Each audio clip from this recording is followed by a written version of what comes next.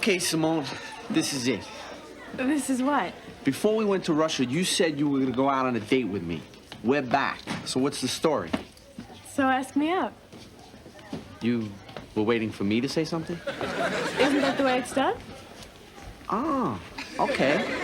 Friday night, then. We'll go to the movies or something. Fine. Oh. Oh, you can pick me up at 7:30. Pick you up? Can you meet me there? No, Eric. Don't you want to come to my house? We'll meet my parents. We'll chat for a while. Then you can escort me to whatever it is you planned for the evening. Oh, what are you talking about? It's called a date.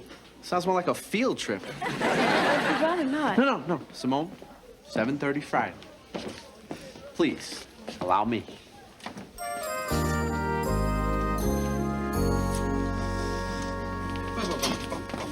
Ah, Mr. Moore, a fellow gourmet. You've been peeking in my brown bag again. Now, you know what I'm talking about. You're sophisticated. You appreciate good food. That's why I know you're going to love Stafford's Restaurant. Why? Because it's an exciting new dining spot, and it just happens to be owned by my brother-in-law. Oh, that's why. And as a special introductory offer, we're giving away these free coupons. You get 2 dinners for the price of 1. What kind of food is it? Well, what do you care? It's 2 for 1. Charlie, I've been there. It's continental. It's very good. You should give it a try. Hey, you see? Okay, maybe this weekend. Suppose I should ask for Mr. Stafford, huh? There's no Mr. Stafford. My brother-in-law's name is Heimlich. Let's face it, who wants to eat in a place called Heimlich's? Enjoy yourself. Ah, Coach Finelli, a fellow gourmet. You finally said yes? Well, after all this time, you'd better convince him it was worth the wait. Right. What's that supposed to mean? Simone, you want him to have a good time, don't you? Yeah. What are you gonna wear? Yeah. Well, I don't know. I didn't really think about it. I guess something like this? Well, boring. So you're really gonna meet her parents? Yeah. Well, lots of luck. You better dress up a little. What's that supposed to mean? Well, do you have anything without zippers? Simone, you're not gonna wear your hair like that, are you? Well, I thought... Maybe I can lend you some makeup and we can highlight your cheekbones. Highlight? And it wouldn't hurt to bring flowers and rent a limo. A limo? Yeah, and better make reservations at a good restaurant. What exactly do you mean by good? Well, one where the condiments aren't salt, pepper, and a can of Raid. Simone, look, you'll be fine. Don't worry about it. Just don't do that thing that you do with your hands. Yeah.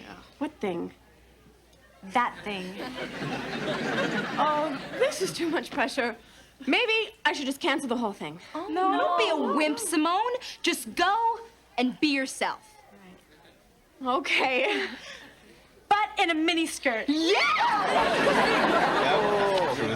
Why am I taking dating advice from the Vienna Boys Choir?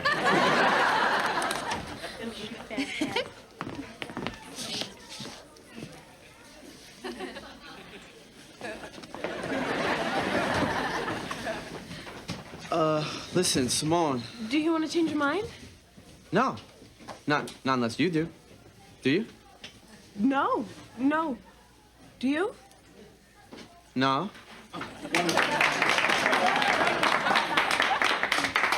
Thank you very much. It's wonderful to walk into a class that's so enthusiastic about their work. So let's just dive right in with the 25th Amendment. The 25th Amendment was ratified on February 10th, 1967. It makes provision for presidential disability. If the president is too sick to make decisions, then he can hand over power to the vice president. Stay well, George. That's correct on both counts. So, by Friday, no less than 1,500 words on its background, its purpose, and its implementation, please. Hey, what's shaking? Uh-oh, time to spray again. Hit the road, wide load. She's mellowing. Here's your roll book. Thank you. How's it going in there? Working in the office is cool. All I do is take phone messages for you. Why don't you pay your phone bill? My phone is broken, if you must know. Do you have some messages for me? Sure. The pharmacy called. Your ointment came in. Your mother called and wants to know what it takes to get you to write a letter. And someone named Babette called. Thank you, Barbara Walters. No prob.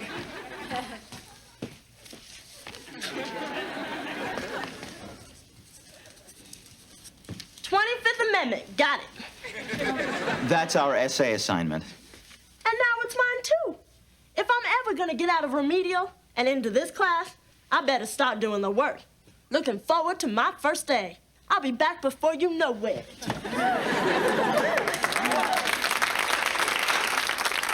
When she's back, somehow I have a feeling we'll know it.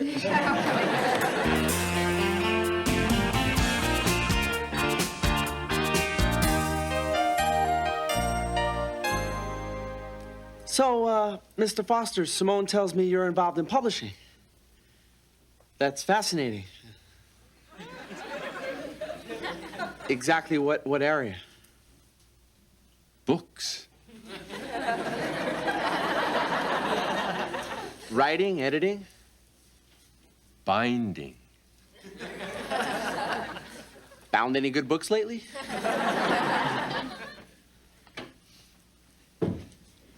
So, how are we getting along? Great. Ready to go? Eric, can I talk to you for a second? We can talk at the restaurant.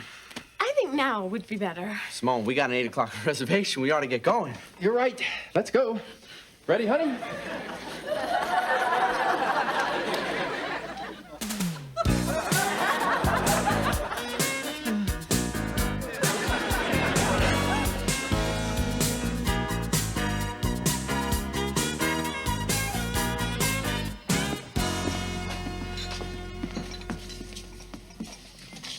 Eric, you're mad at me, aren't you? Simone, I'm not mad. I just didn't expect to be double dating with Mr. and Mrs. Marcel Marceau. I tried to tell you. Please, let's just relax and have fun.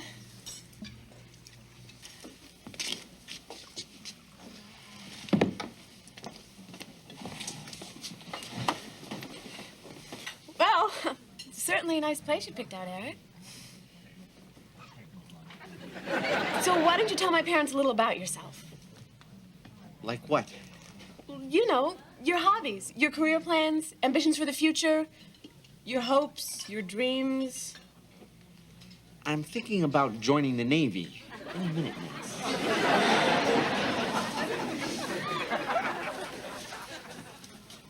Look, there's Mr. Moore. Look, is there a table maybe back? Friends? Students. Well, you can see that they adore you. Oh, you must be the kind of teacher that's always there for his students, helping them out, really sensitive to their needs. Well, part of the job. Do you want to go say hello? No. So, what kind of modeling do you do? Lingerie.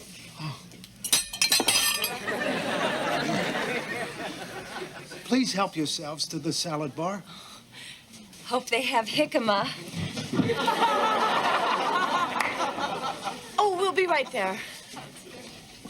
So, where were we?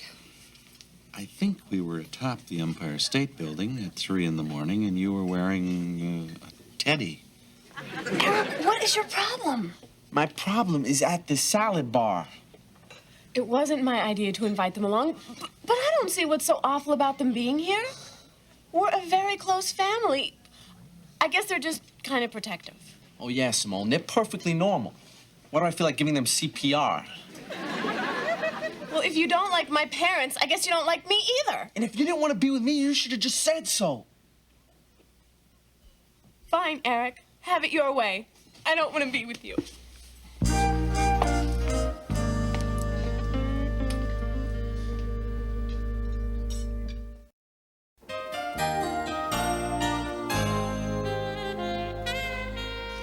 So it must have been really cold up there at 3 in the morning. Freezing. Yeah. Nothing but this real thin silk. Very exciting salad bar. 3 kinds of olives. 3. Where's Simone? She went to the, Oh, the... Eric, may we speak frankly? Please, speak. We make it a point to meet anyone that Simone wishes to go out with. Oh, and I missed the wrong, right? Oh, no. Oh, you're just as she described you. I can imagine. She said you were bright, honest, creative. A bit difficult, but utterly charming, to be precise. We just wanted to see for ourselves. I don't think we'd be betraying a confidence to tell you that she's quite... Smitten? Smitten? Oh, very. Just like I was. Am with Mr. Foster. So we know you two will be seeing a lot of each other, and We're very pleased. And we want you to know that you're always welcome in our home. Wow. Mom? Daddykins? I have an unbelievable headache. I want to go home. Listen, Simone, we were just talking and... Really? I'd like to go home just this minute. Oh, absolutely, dear. I'm sorry you're feeling so ill. Eric, we'll have to do this some other time. So I was reading recently in the New York Times that garter belts were making a comeback. Yeah, it's amazing. All I ever get called for now is garter belts, garter belts, garter belts. Well, it'll certainly have an effect on the pantyhose industry, I guess. Hi. Hi. Listen, I got a problem. Well, why don't we talk about it Monday? Oh, right. You got kind of an intimate... It's cool. Okay. Eric? Wanna pull up a chair? Maybe just for a second. This is my friend Babette. This is my student, Eric. Eric, Babette. Hi. So, I guess the date didn't work out, huh? Sure, it worked out, Mr. Moore. Kind of like the Dukakis campaign worked out. I don't even know why I just don't give up on her, you know? I can go out with any girl at school I want. But there's just something about Simone, you know? She's different. She's so sweet. She's so sensitive. She's so Simone, you know? Now her parents like me, but she hates me. She won't even speak to me. The whole thing's just all screwed up. So what are you gonna do? That's why I'm sitting here. Eric. I know. Monday. No, now. Really. Simone's family is really a very important part of her life, you know? Well, I think you're gonna have to be patient. You gotta be sensitive to her needs. It's what every woman is looking for. I mean, it doesn't make any difference how macho you are. You know, you make a mistake, admit it. So you're telling me I should apologize to her, right? I'm telling you that you can get truly close to a woman if you allow yourself to be vulnerable. I'll call her. Bye. Wow. Yeah, sorry, I guess I kind of put a damper on the evening. No, that was just about the warmest, sweetest, most vulnerable thing I've ever heard. You know, I was starting to think you were some kind of underwear freak. But what you said was beautiful. It gave me a very warm feeling. Really? Maybe you should take me home. Maybe I should pay for the drinks first. Maybe you should hurry. Yeah.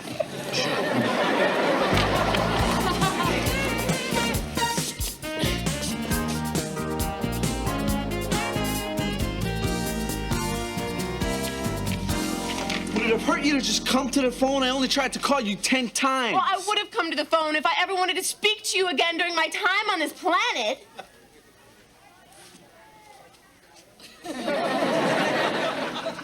What's everybody looking at? My guess is the shattered remnants of your relationship.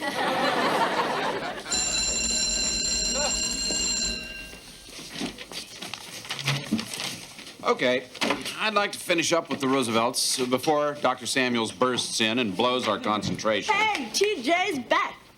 Well, it sure beats TJ's front. So much for concentration. Hey, man, it's Monday morning. Where's my paper? What's my grade? A C.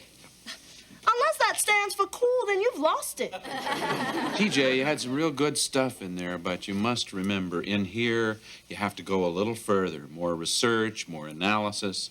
I realize that this was your first essay. I hear you. I just didn't cut it, that's all. I knew it.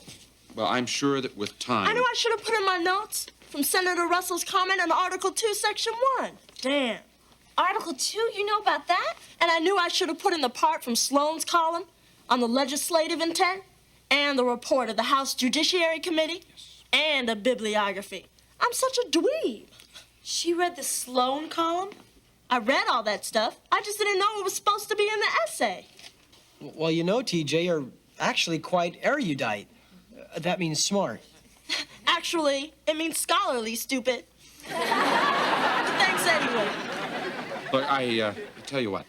You want to redo the paper, I'll reconsider the grade. I'll have it to you by lunch. I'll be waiting for it. Back to the Roosevelts. Now, once the president had become quite ill, Eleanor took a much more public role, and it was truly an equal partnership. Simone?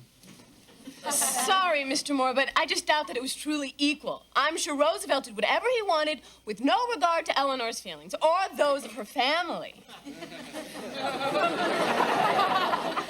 Yeah, well, maybe Eleanor forgot that FDR had feelings, too. But then again, how could he explain them when Eleanor wouldn't come to the phone? Well, I'm sure Eleanor had more important things to do than listen to FDR's insults. Oh. Will you take this historical debate into the hall, please?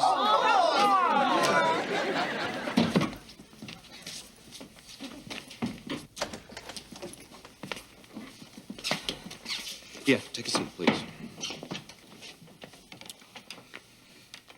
I've asked the two of you out here for two reasons.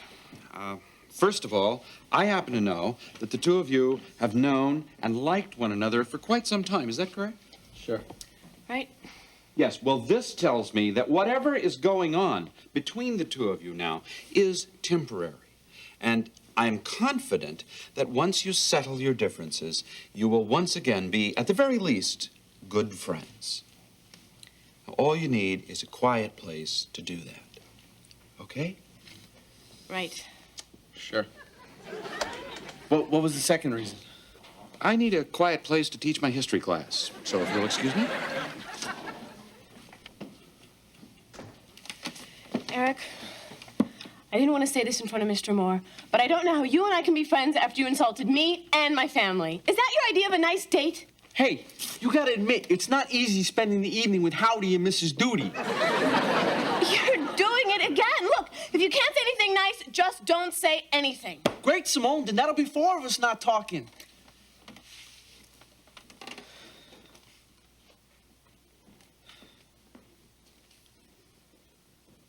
Look, Simone,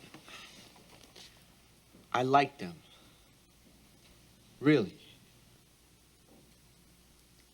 And I was a jerk. I'm sorry. Oh, I'm sorry I walked out. They really like you. No, they told me. Well, why didn't you tell me? I tried to tell you 10 times. Look, if we're gonna go out, we gotta communicate.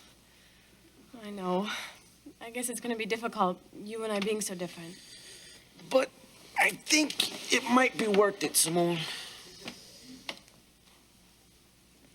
You wanna try again? This Friday? You could even bring your parents along. No, I'd really rather just be us. If that's okay. That's definitely okay. Eric, I have a confession to make. There was another reason I didn't mind my parents coming.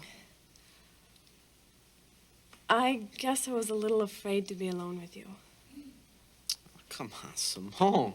You can trust me. It's not you I didn't trust. Yourself?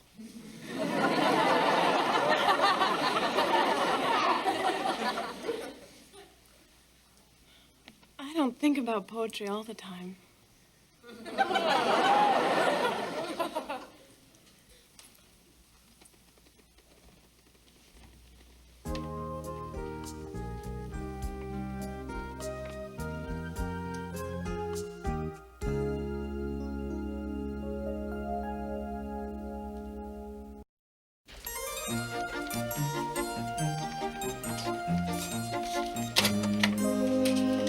Hot messages for you.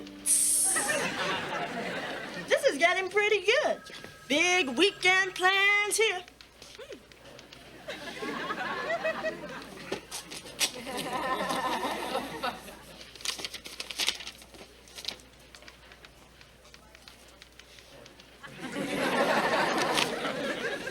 Nice doing business with you. All right, be polite. All right, Babette.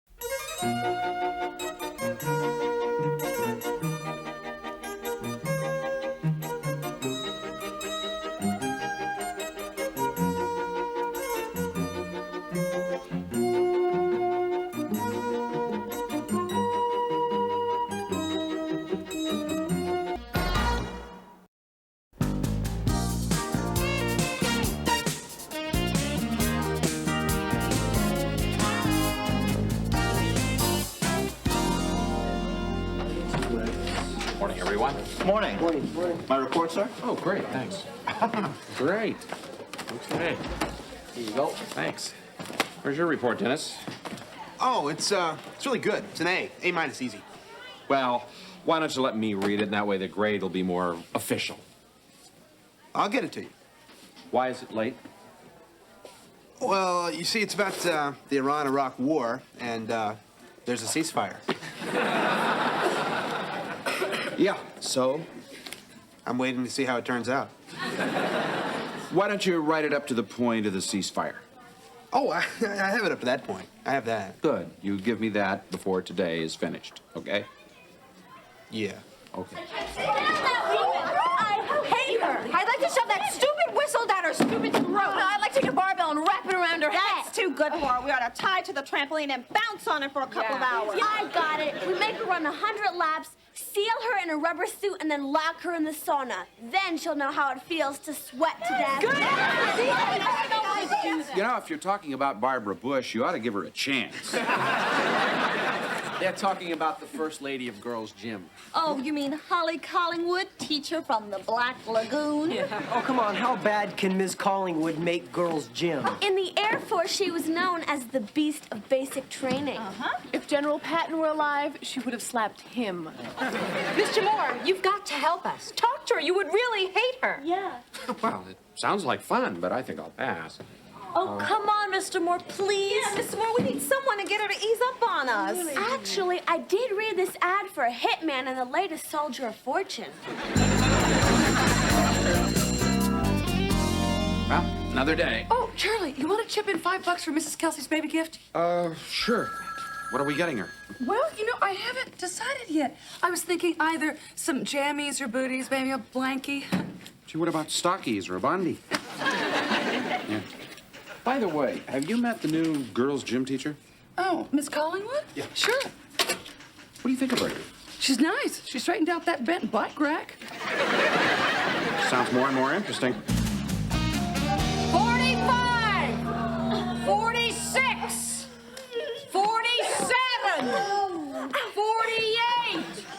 49! 50! Up! I want to see your happy, smiling faces. Up! I do not want to see feet unless they're flat on the floor when I turn around. On the line, find your spot with your toes a turn. Up! Very good. Drescher! What is this? A spin? The thing that is spinning, Drescher. The thing. A ball? Are you sure? Good. Now that we know what it is, what do we do with it? Nevins! Spin it?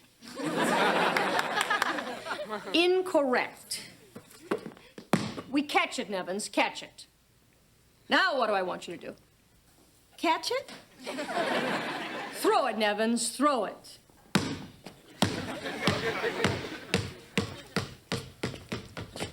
You're pathetic. I can see you girls need some concentrated work on your upper body strength. Merriman, how's your upper body strength? Strong enough to hold a credit card?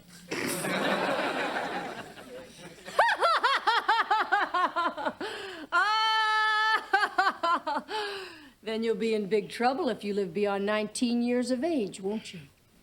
I don't want to look like the Incredible Hulk. I'd rather look like a woman. Yeah, really. You too, Borges? Sort of. This sort of woman you're going to be.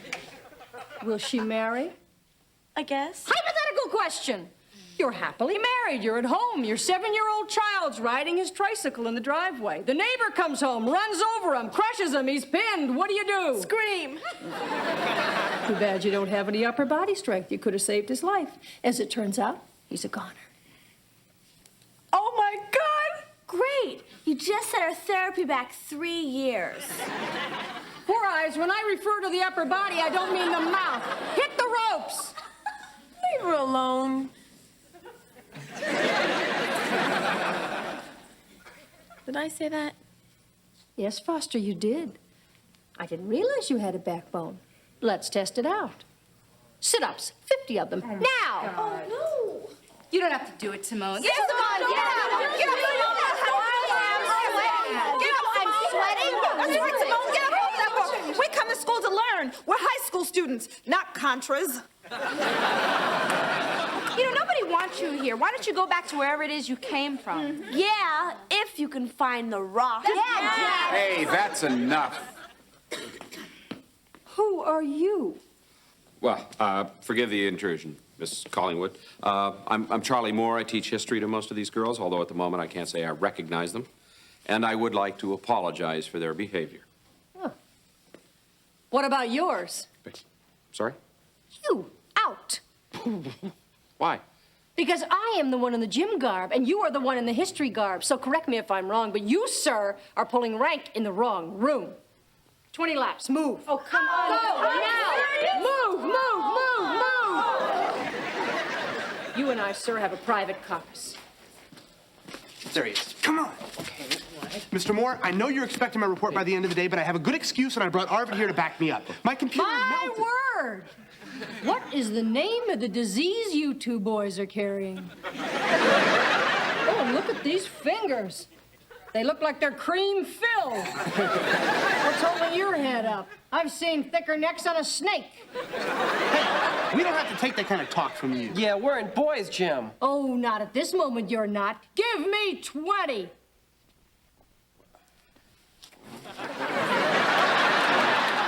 Laps, splatterbrains. You, Laurel, move. Hardy, follow. Go. 20 laps. Mr. Moore, It's a chance. Run for it. Go. Hut, hut, hut, hut, hut.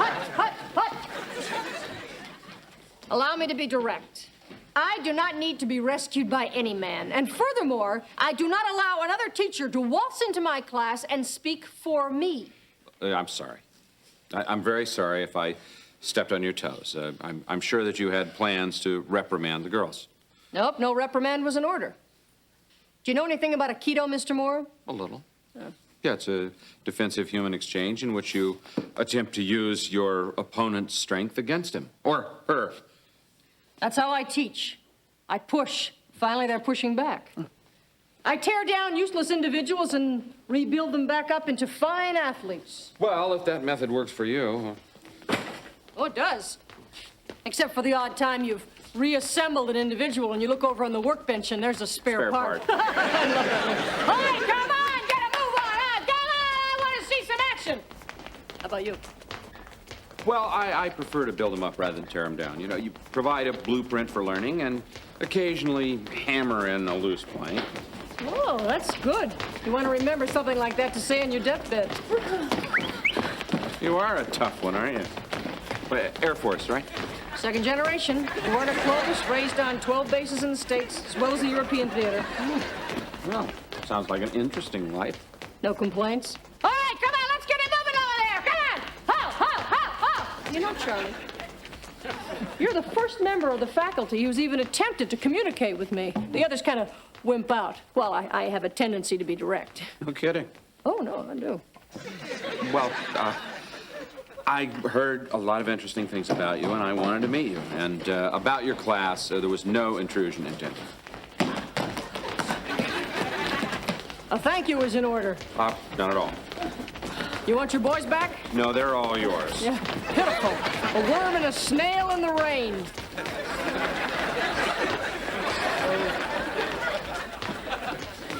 More! Yeah.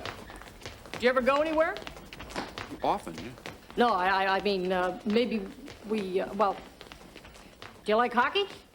I like to watch, yes. Yeah, that's what I mean.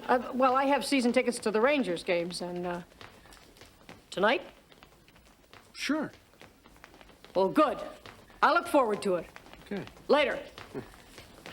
Mo! Mo! Mo! Hi! Hi!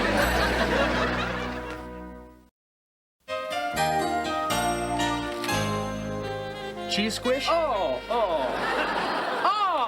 Dennis. You know, I can't believe you still haven't done your report. Arvid, I started to. I turned on my computer and everything, but I got sidetracked. I started hacking into the FBI computer. Oh, that reminds me. You're now public enemy number 3. Those Rangers really stunk up the rink last night. What are you talking? I've seen tougher cross-checking and Snoopy on ice. What? The Flyers played incredibly. I mean, Hextall made some brilliant saves. Charlie, I didn't know you were so passionate about hockey. Well, I'm not like Holly. She throws her beer in the air. Oh, yeah. Sorry about your coat. Oh, wow. So, if you give me a chance to return the favor, I happen to have tickets for tonight's Knicks-Cleveland game. Hey, the big guys in shorts? Sure, why not? Well, tonight, the beer is on you. I love that one. Isn't he something? She's something, huh? Uh-huh. Thank you, Mr. Moore. Thank you, thank you, thank you, thank you, thank you, thank you, thank you. What did I do? We just wanted you to talk to her, but you've done better. You're dating her. We owe you one thanks. We're not dating. We just went to a hockey game. Yeah? What about the basketball game tonight? The basketball game tonight is not serious.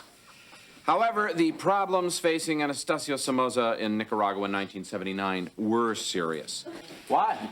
Was he dating a gym teacher too?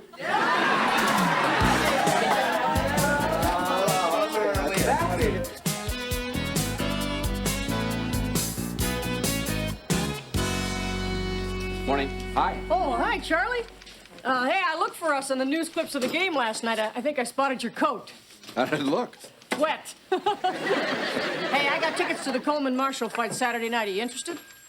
Yeah, but no more sport food, okay? These hot dogs, I'm waking up in the middle of the night. Me too. We keep it up, we'll wind up looking like this. I think I got the perfect solution. My apartment tonight. My home-cooked turkey loaf. No preservatives, brown rice, fresh steamed veggies. What do you say? I don't think you should go to all that trouble. Oh, it's no trouble. We're friends. I care about you. We on? Sure. Thanks. Okay, good. Later. You dog, you! You know what I mean. No, I don't. You know. If I keep saying that I don't, are you going to keep hitting me? Right. You're a gentleman. I can appreciate your discretion. Well, if you are referring to Miss Collingwood, I assure you there's nothing serious between us. You heartbreaker, you. But I consider her a friend, and that's it. Right, and I consider you a friend for trying to mellow her out. But be careful. She can clean and jerk twice her own body weight. He certainly is making a big deal out of all this. I'll say. I mean, just because you and Miss Collingwood are dating, We are not dating, Miss Mira. We're just friends. Oh, friends on their third date in 3 nights? They're not real dates. Charlie, you've just been invited to a single woman's apartment for a home-baked turkey loaf. In femalese, that is a date. Well, I don't think she looks at it that way. She's different. Oh, that's for sure. But she's still a woman. And she has feelings and she has dreams. Did you notice that she's wearing that pink and lavender tracksuit? Now, surely you don't think that...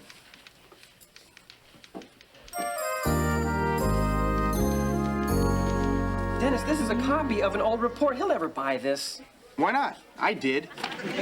$20 to a guy at NYU for this. 20? Hey, Mr. Moore, my report. Great, about time. Looks like a very professional job, Dennis. Thank you. Thank you.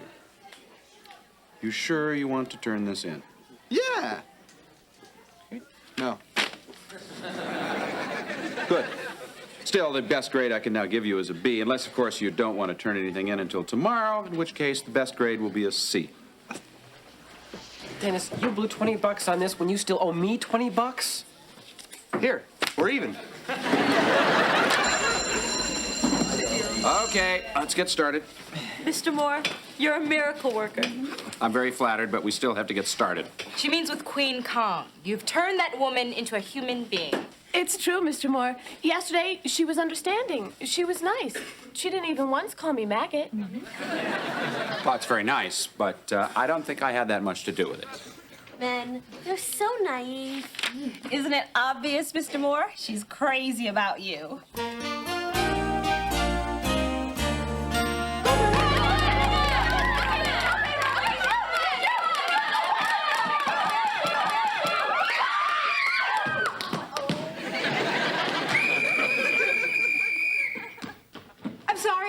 I'm sorry. I am. I'm trying. I'm just no good in sports. Whoa, Behrman. Maybe I've been too hard on you. There must be something physical you're good at. How about shopping? Excellent. Let's more appropriately redirect our attention into that arena. You know about shopping? Of course I do. Where do you think I get my clothes? Salvation Army? Yeah. Very good humor. All right, now, you spot a sale rack. You want to force your way through the crowd. The pick and roll technique can be as handy at a half-price bin as it is right here in the basketball court.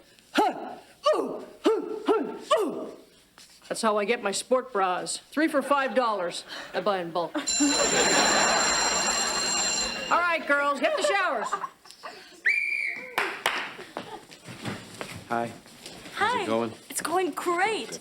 Listen, have a great date tonight. We want to get out of gym early tomorrow. Hey, Charlie, hi. Hey, what do you say before the fight Saturday night we barbecue, huh? Well, I tell you, I'm not sure that I can make it. Oh, got something else on? I really don't know how else to say this. I'm not sure that I should come for dinner tonight. Why not? I think that we've started spending too much time together. We'll eat fast. I think I misrepresented myself, and I let this thing go too far. Oh, that's very sweet. What the hell are you talking about? You're new in town, and you don't know a lot of people. You did just break up with a guy, and now you're developing this thing with me.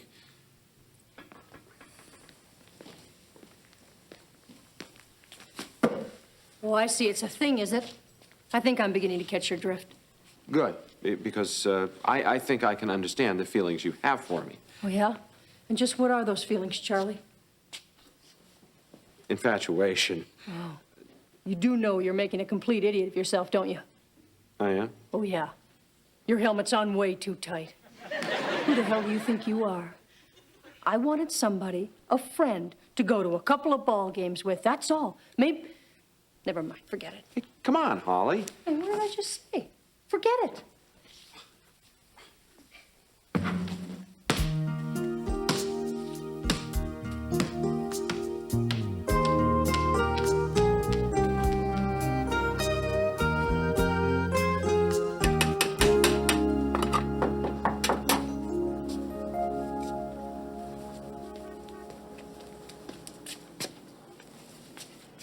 I know who I am. Who are you? Holly, it's Charlie Moore. Charlie Moore, the idiot? Well, I'm such an idiot, I guess I wouldn't really know, would I? Hi. I'm sorry if I surprised you. May I come in for a minute? Minute? I'll set the timer.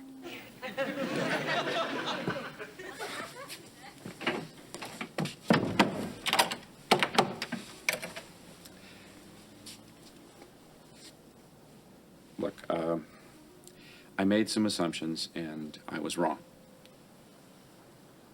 The thing was not a romantic thing. It was something called friendship.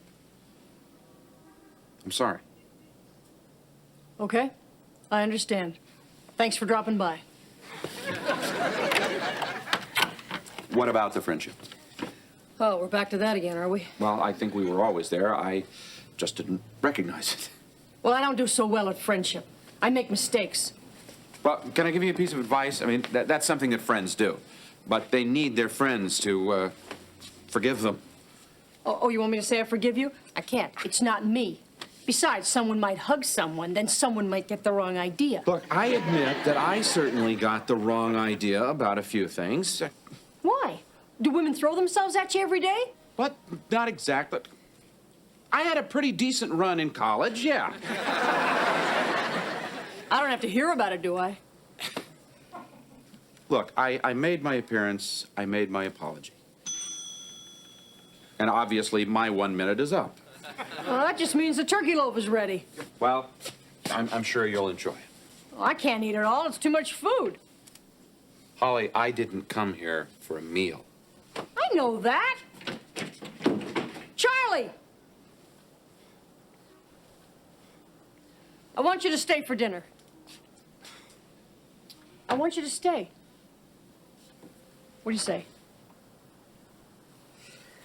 Would I have to eat the steamed cauliflower? No.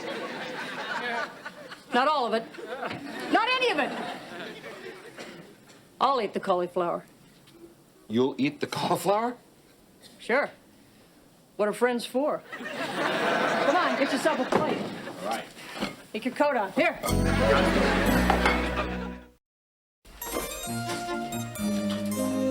Morning, Dennis. You have something for me? No. No, Mr. Moore, I don't. And I'm not going to give you some lame excuse either. I just didn't do the work. Nope, don't say anything. I know that I've let you down. So you know what? I am going to go home this weekend and think long and hard about what I've done. I don't think so, Dennis. I think you're going to be doing laps. Laps? Yeah. Call them history laps. I want you to trace every major event in the Iran-Iraq conflict from the point of view of Iraq. And then I want you to go back and retrace the same events from the point of view of Iran. And then I'd like you to examine all of those same events from the point of view of every member of the United Nations. Mr. Moore, that'll take weeks. Yeah, but Dennis, you're going to build a lot of upper body strength.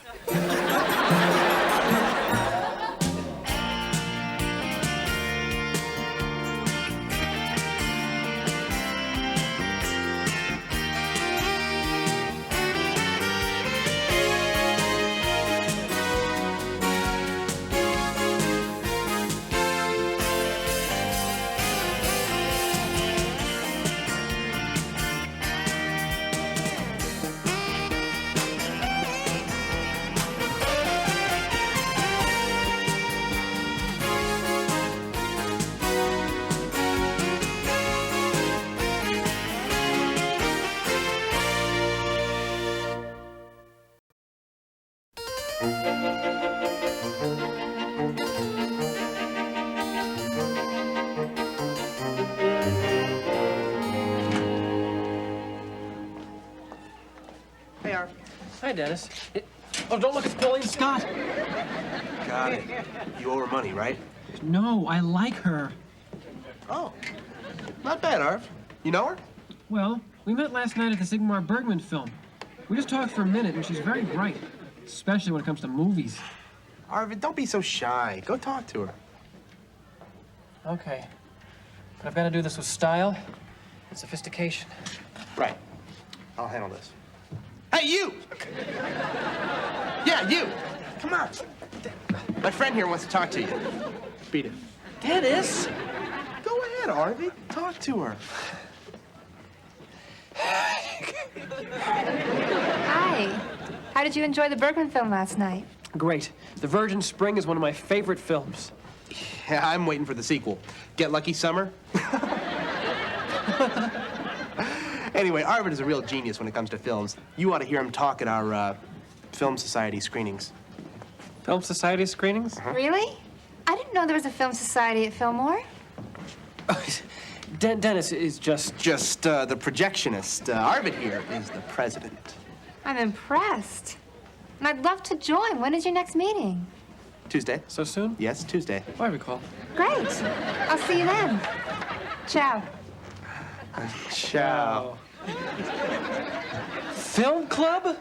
Tuesday? Arvid, I just did you a huge favor. Tuesday could be your lucky day. Don't blow it, pal.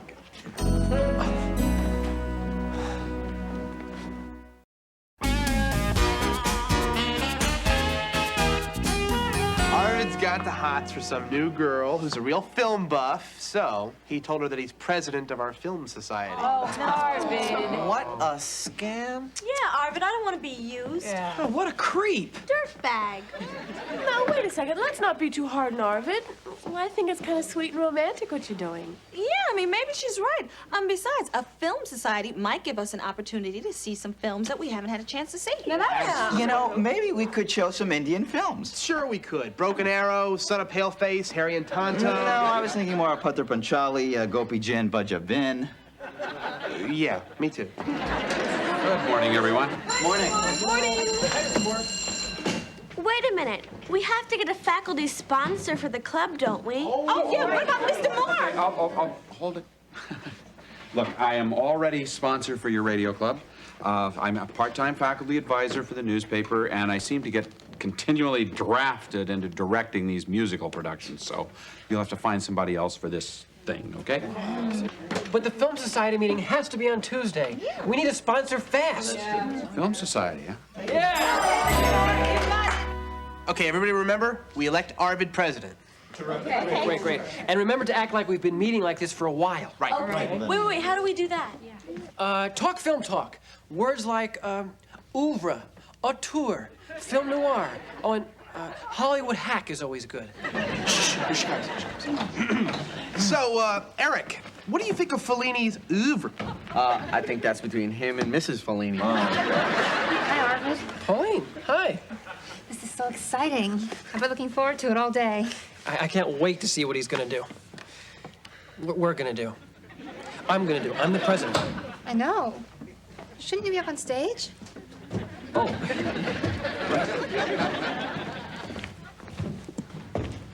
Hi, Arvid. Hi, Mr. Can I help you? I just wanted to, check the podium.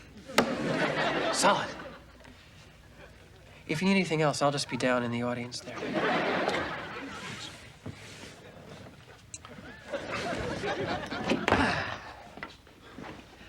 I always like to let him start the meetings, you know, politics. Well, I guess we might as well get started. So I'd like to begin by welcoming you all to the first meeting of Fillmore's new Film Society. No. I thought you said... We had to dissolve the old one. I guess the first order of business should be electing a new president. I thought you were president. I am. I just like to, you know, let them re-elect me every so often. It's just a formality. Any nominations? Anybody want the job? I'll do it.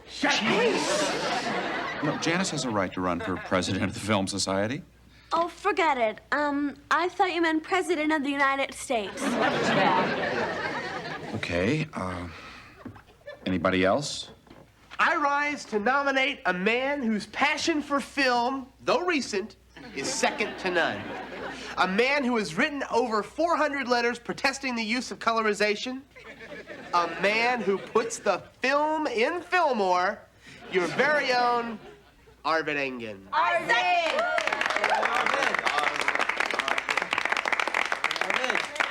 Okay. Any other nominations? I guess you're it then, Arvid. Congratulations. If you'd like to take the podium.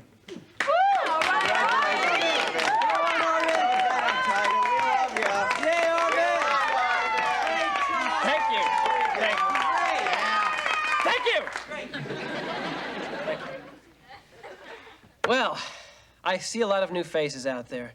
So why don't we welcome our new members? Will all those attending for the first time please stand up?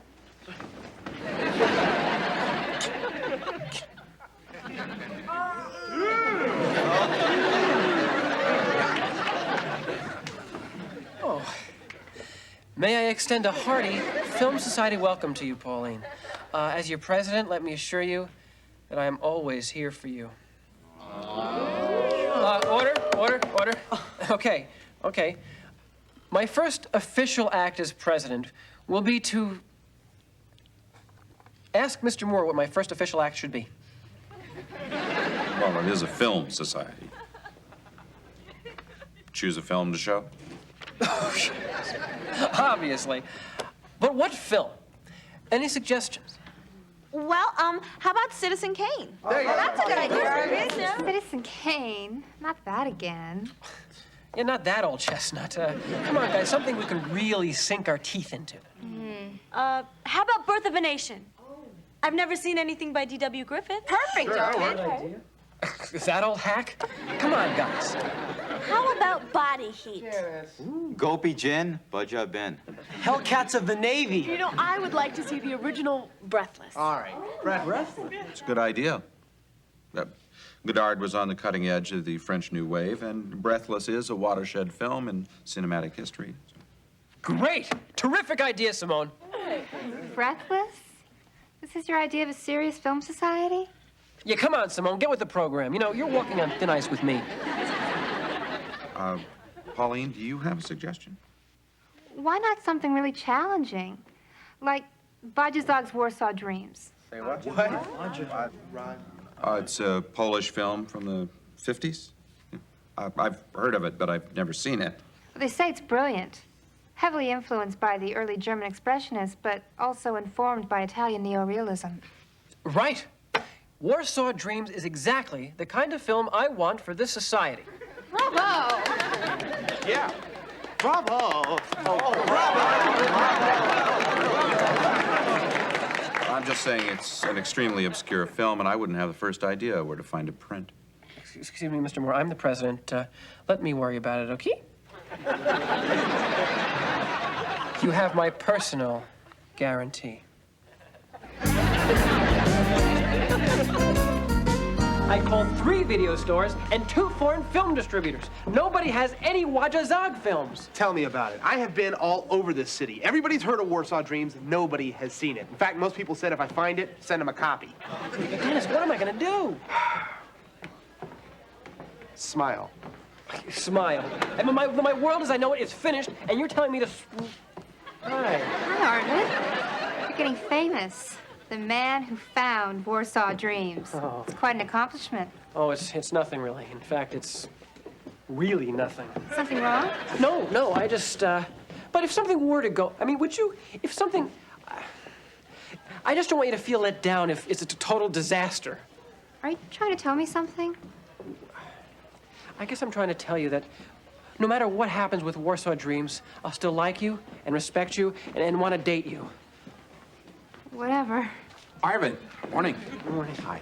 Did you see the Times movie listings this morning? Uh-huh. Oh. Friday noon at Fillmore High School, of all places.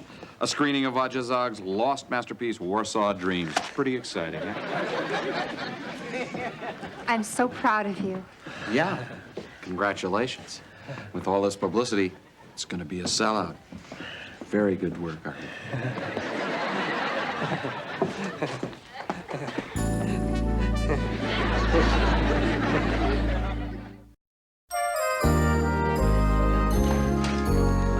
Mr. Moore, can I talk to you about Warsaw Dreams? Sure. Listen, where did you find it? I didn't. Well, I think... What? I can't find the film. What do you mean you can't find the film? Well, There is no film? Not one copy in the entire city. Dennis told me you had it. I know. And someday when I have a car, I hope to run him over. Well, we put up posters, we sold tickets. I notified the newspapers. I invited Rex Reed. Oh, I know. This is going to be really embarrassing for you, Mr. Moore. I'm sorry, I really am. No, I think it's going to be far more embarrassing for you. You're the president of the film club. I'm simply the former faculty advisor. Now, you were doing this just to impress Pauline, right? How did you know? All right, look, you saw the movie 10? You remember Dudley Moore goes to a dentist and ends up suffering through a root canal just to find out where Bo Derek is going on her honeymoon? Yeah. I would never underestimate what a man will go through for a woman. I'm sorry, Mr. Moore. Well, so am I, Arvid. I think your idea of a film club was a good one. Too bad it's going to come crashing down before it even gets started. Not necessarily. What? We have 2 days left. If you all work together, maybe you can pull Arvid out of this mess. Well, if we can't find it, what are we supposed to do? Look, you're the IHP. You're research rats, right? Janice, you can start at the library. Look up, old Polish magazines and newspapers. Find out everything you can about this director, Zog. I know you read Russian. Do you read Polish? I'll learn it tonight. I guess I could give the Polish embassy a call. That's a good idea. I'll hit the Museum of Modern Art. Nothing. We looked everywhere. Yeah, we found all kinds of raves about Warsaw Dreams, but no one could tell us who the distributor was. Yeah, sorry, Arvid. Sorry, man. Sorry. No, really sorry, Arvid. Hey, plenty of time, plenty of time. We don't actually have to have the film in our hands till tomorrow. Dennis, I don't want to talk to you for the next 20 years. Janice, did you find anything? Sorry, Arvid. I need at least the weekend to learn Polish. All those Z's are tough. Okay, I understand. But I photocopied this for you from the Who's Who. Vodja Zog left his native Poland in 1965 to try his luck in Hollywood. After being fired from the set of The Munsters for coming to blows over creative differences with Al Grandpa Lewis, he left Hollywood. He was last known living in New York. Great news, huh? There's 10 million people living in New York. Arvid, wake up. How many Zogs can there be? How do I know? 1. Zog's Fine Tailoring. I am Vodja Zog. No. We're looking for Vodja Zog, the filmmaker. Film, schmil, making movies, making suits, it's all the same. It's all in the cut. Anyway, what I can do for you? We're looking for a copy of Warsaw Dreams for our film society. Ah, yes, Dreams, my greatest triumph. Film critics went crazy nuts over it. Film students sent me papers about its symbolism. Universities wanted me to lecture. Mamie went door and kissed me. Oh, it was something, let me tell you. It sounds fantastic. Do you have a copy? No, I never made it. What? It doesn't exist. It was only a little bit of film and a lot of talk. I mentioned it once to some snot-nosed young critic, Rex Reed. I was trying to raise money to finish it. Next thing I know, he writes about it in some film journal. Pretty soon, it snowballs, everybody's talking. Turns out to be the best movie I never made. All right, wait a minute. Do you have anything at all of what you shot? Bits and pieces. I told you, it's an unfinished movie. No, wait. I do have a completed Monsters that's not too shabby, if you like. But I'm not responsible for the grandpa scenes. Listen, we'll take it. The movie, not the Munsters. Right. Take it, borrow it, burn it. We got it. We got it! We got what? It's an unfinished film. Oh, Arvid, who cares as long as it's Warsaw Dreams by Vanja Zog?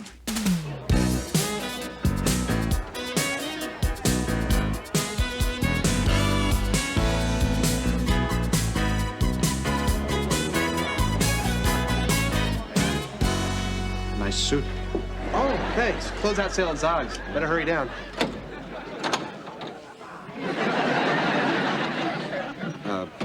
Looks like we're gonna have a full house. Yeah. Mr. Moore, we did tell you that this film is unfinished. Look, nobody's gonna hold you responsible for shooting the film. You're just screening it, okay? Thread it up. No pun intended.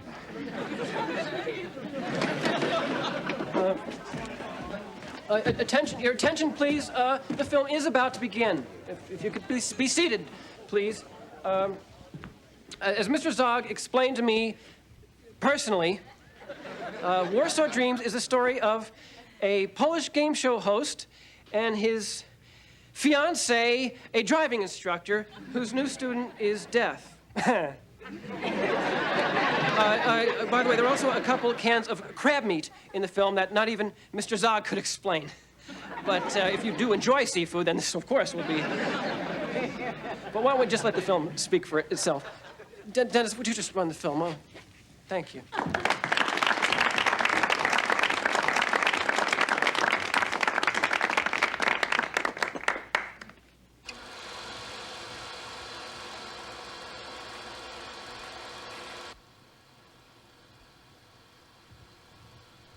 Готово? Готово. Начали.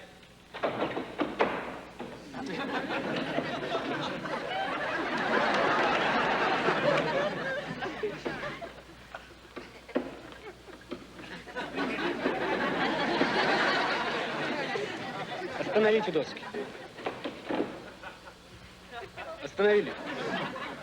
На четвертой 5,83. На пятой 4,91. И на шестой 13,50.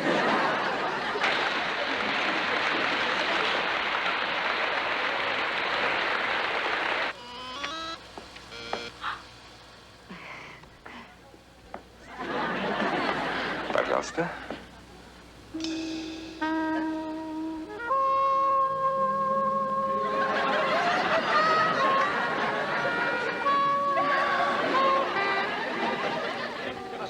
Телепатия не имеет никакого. Нет, потому что ведь телепатия подразумевает передачу мыслей на расстоянии. Ну да. Без контакта. Вы, видите ли, можно сказать, почти не вожу. Я потренировался несколько раз. Артур Карлович. В твоем халате, в кармане. Вот какое. Этот вопрос очень трудненький.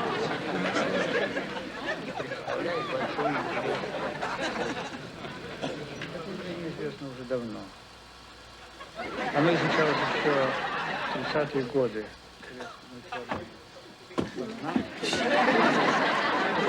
Малоизвестно, почти неизвестно. Его мозг и представляет большой интерес. Глаз.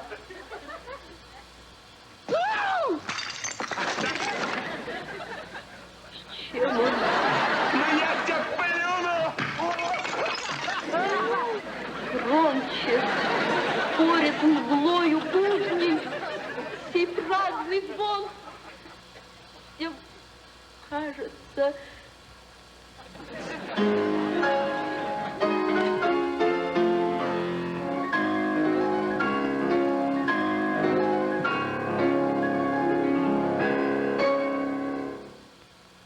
Дерзайте. Вы талантливы. Ваши возможности исчерпаемы.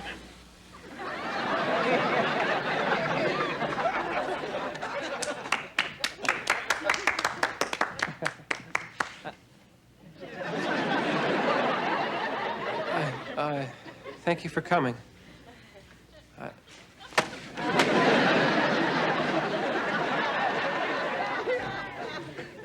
Everyone's a critic.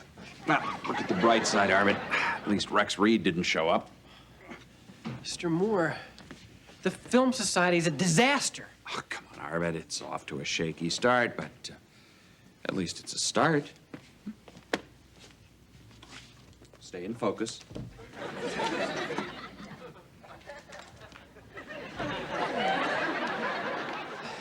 Can you believe these cretins walking out of a Wajda Zog film? I mean, these people are filmic morons. I know. I mean, I loved the symbolism of death as a driving student. Great. I didn't quite get the ending.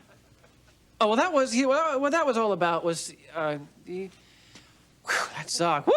What a giant. Arvid, I'm sorry everyone took a hike. Well, at least you stayed. That's what's important. Oh, I stayed because you stayed. Well, I stayed because you... Wait a minute. Did you like the movie? Did you? Only if you did. Well, I'm not really as much of a film freak as you are. I mean, you're so smart about films. I wanted to impress you. I hope you don't hate me. Hate you? I know less about films than you do. I just did all of this to impress you. You know what I hate? I hate Warsaw Dreams. Me too. Oh, maybe giving your girlfriend crab meat means you're engaged. So what do you like? Oh, Dumbo. I love Dumbo. Really? Let's go rent it. Okay. Remember that part when Dumbo was in the tree with the crows? Oh, I love that part. Oh, and when the zookeeper takes Mommy Elephant away. I cried. Oh. Remember that cute little mouse? What was his name? Timothy. I named my blankie after him.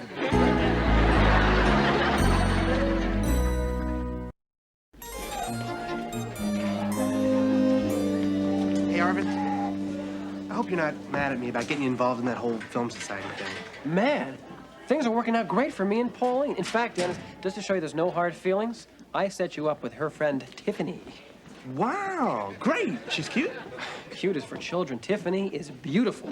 And she's into adventures, thrills, excitement. She even flies her own airplane. Really? When do I get to meet her? Saturday, at the airport. Great. Thanks, Arv. Gee, you're a good friend, Arvid. No, I'm not. I told her he was president of the skydiving club. He makes his first jump tomorrow.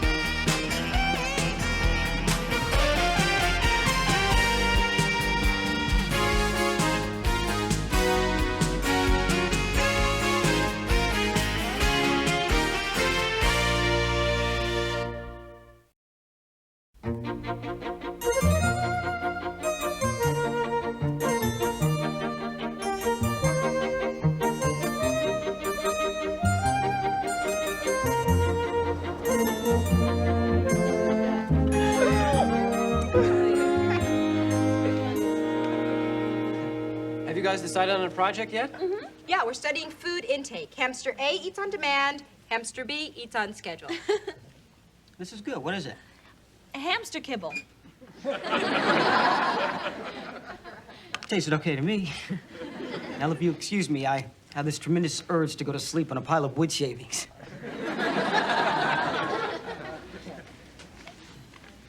What are you guys doing?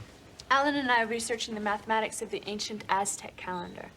Did you know that today is the third day of Coxalaba? Oh, so what does that mean? I think it means we have to sacrifice a virgin.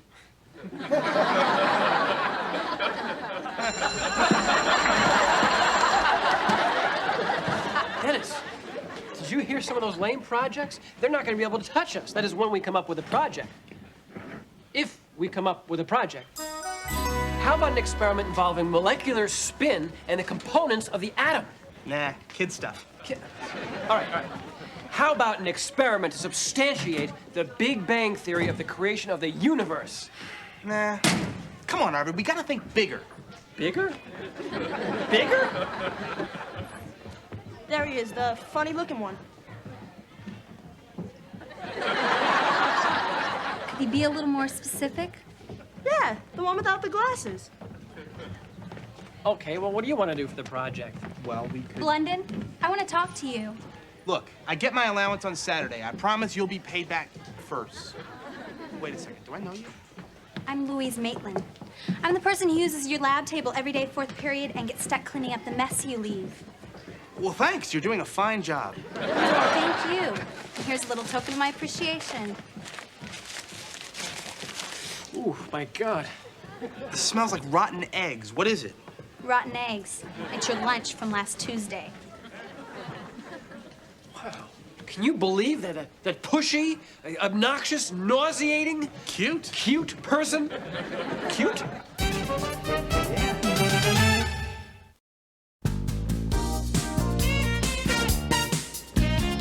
So, sometimes when it comes to historical events, the people who were actually there are the last to realize the historical significance. Say it's June 28th, 1914. You're in town for the big parade. Sarajevo is jumping, and you hear this loud sound, a bang. And do you think, well, it's just a car backfiring, or do you think, wait, that might just be the gunshot that will start something called World War I? Woodstock. I mean, I thought I was going to a concert, and I didn't realize I would be attending a watershed event that would define my generation. You were at Woodstock? Yeah. I stayed awake for 3 days in a row. You saw Sha Na Na live? Did you get naked? Well, I don't really know for sure. See you later. All right, I got it. What? For our science project, we study the effects of sleep deprivation. How are we going to do that? Gotta get a rat.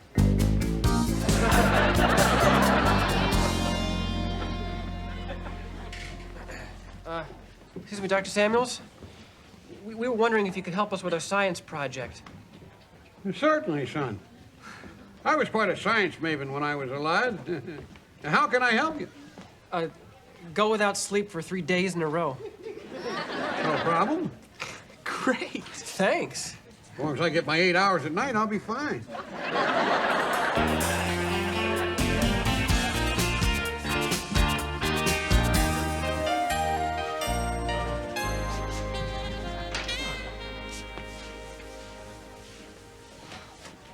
Nice job.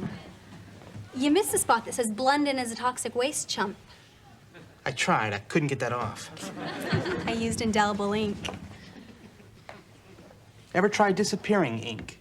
Will it work on you? Were you just born this way, or were you raised by piranhas? You've been a lovely contestant. Now why don't you take your parting gifts and go annoy someone else? No, you go annoy someone else. I got important things to do. Oh, like when you told the freshman class it was underwear on the head day? I thought that was pretty funny. So did I. You did? Yeah, in an asinine way.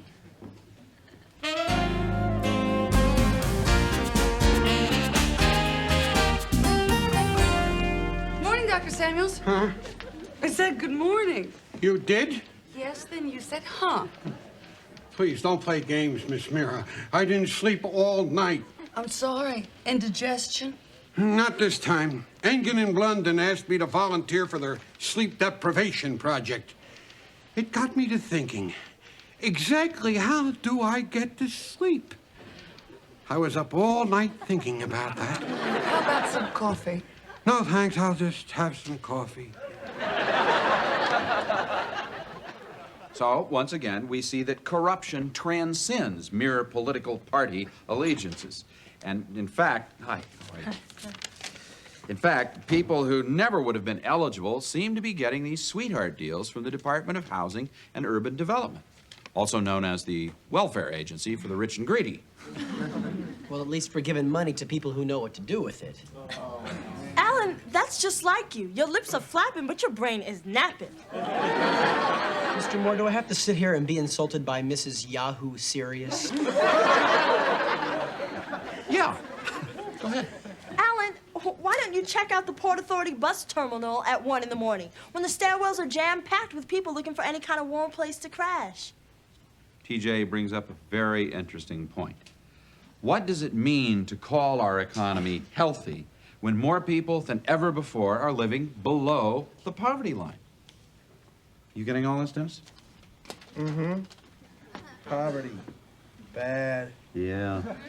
Nice little hearts and bunnies, though. I'm a little distracted. Mm-hmm.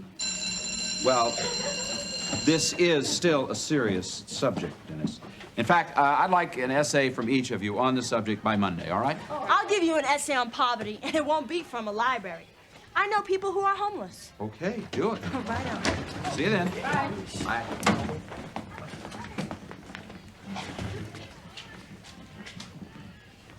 Mr. Moore?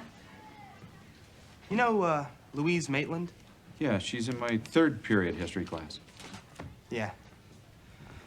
Well, I think I'm about to make a little history of my own. I think she likes me.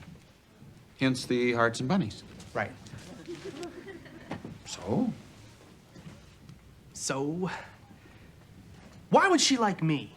What do you think her game is, Mr. Moore? Do you think she wants to borrow money from me? Or maybe she wants to steal a science project idea? I don't think she's that kind of girl. A guy can't be too careful. Well, why not just relax and see where it takes you? This could be it. You see, I've never had a steady girlfriend before. From what I've heard, you've never had a date before. Thank you for pointing that out. She is special. We're great together. I mean, who would have thought that my first girlfriend could end up being the future Mrs. Dennis Blunden? Wait, one day at a time, okay? I mean, why not start by asking her out on a date? A date? Why didn't I think of that?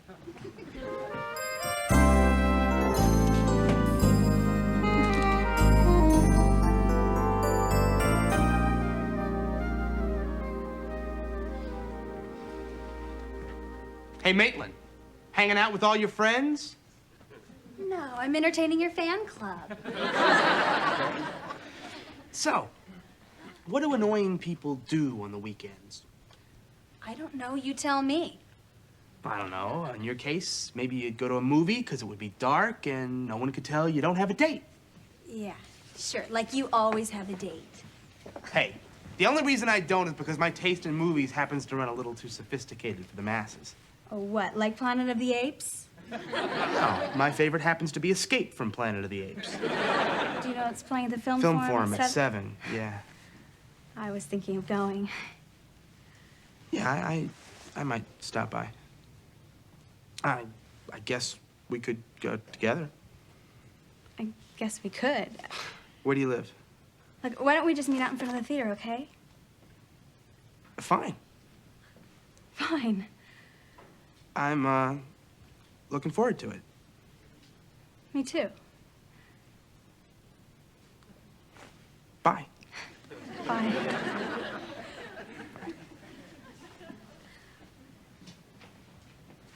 I did it! I have the first date of my entire life. That's nice. Nice? It's fantastic. We're just good friends.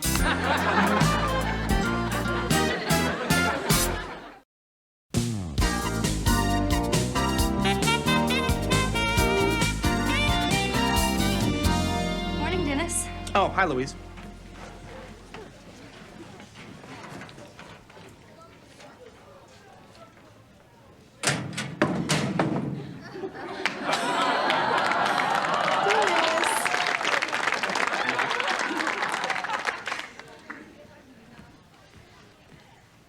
Is this your idea of cute?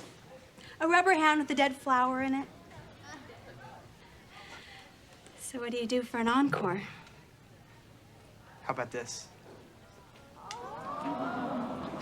Is it squirt? No. Just don't get too attached to it. I've got to get it back to the hospital before Mom misses it. You're kidding. Yes, I'm kidding.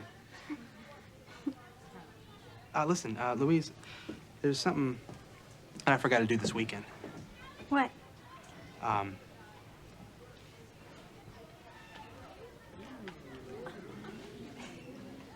You forgot? I didn't have the guts.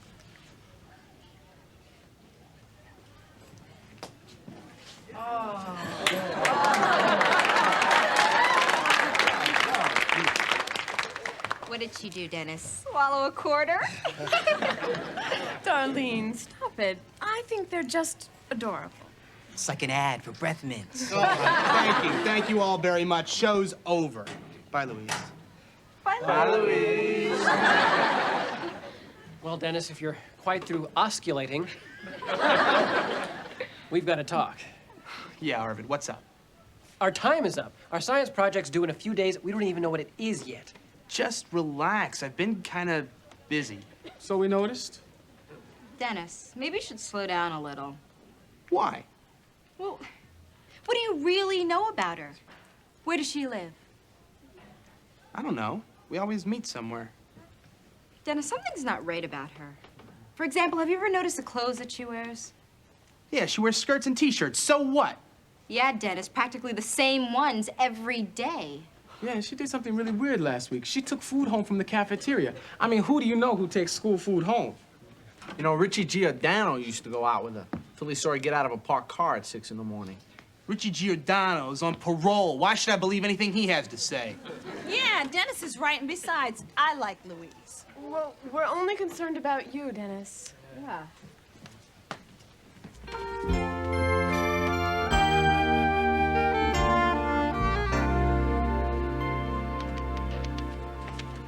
Hi, Charlie. Hi.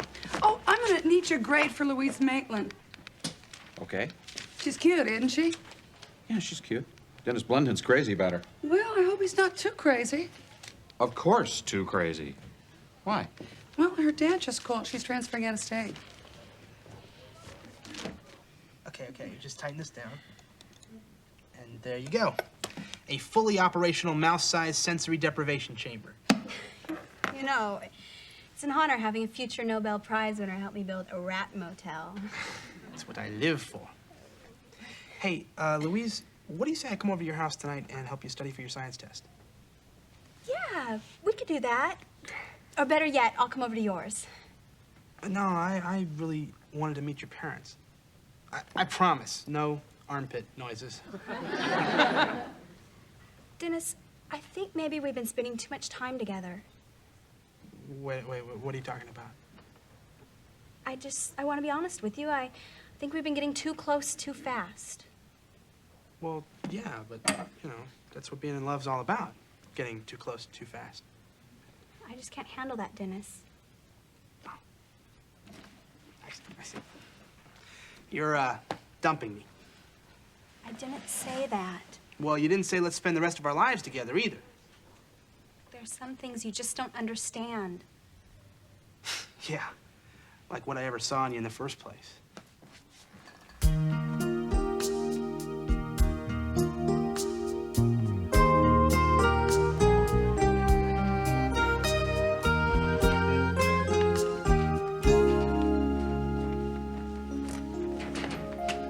Louise! Changing locker so you can avoid me? Dennis, this isn't a good time, okay? Speaking of good times, did you have one last night? Last night I helped TJ write her paper for Mr. Moore. Oh, is that what you were doing at that hotel? Or maybe you were just doing your research there. You followed me. Maybe.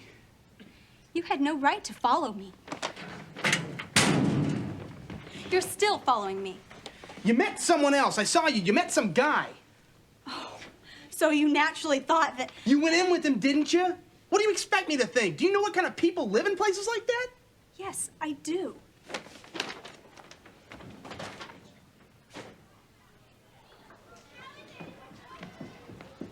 Hey, Dennis, I'd like to talk to you about Louise Maitland. Forget about Louise. I have.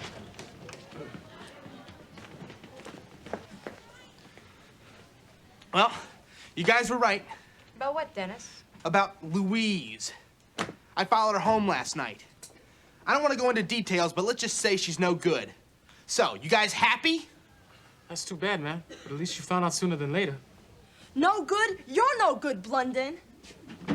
I wouldn't jump to conclusions, Dennis. I saw it with my own eyes. She went into a seedy hotel with some guy. Some guy? Did this guy have brown hair, glasses, and a Metallica t-shirt? Yeah? You jerk, that was her brother. Look, why don't we just get started? TJ, I'd like you to read your report. You got it. What it's like to be homeless. Wait a minute, TJ isn't homeless. Yeah, Mr. Moore, do we have to listen? Read on. First, the statistics. The National Coalition on the Homeless says there are about 3 million homeless people in America. According to New York City's homeless services, about 27,000 people are given shelter every night. One of those people is my friend. She and her family are homeless.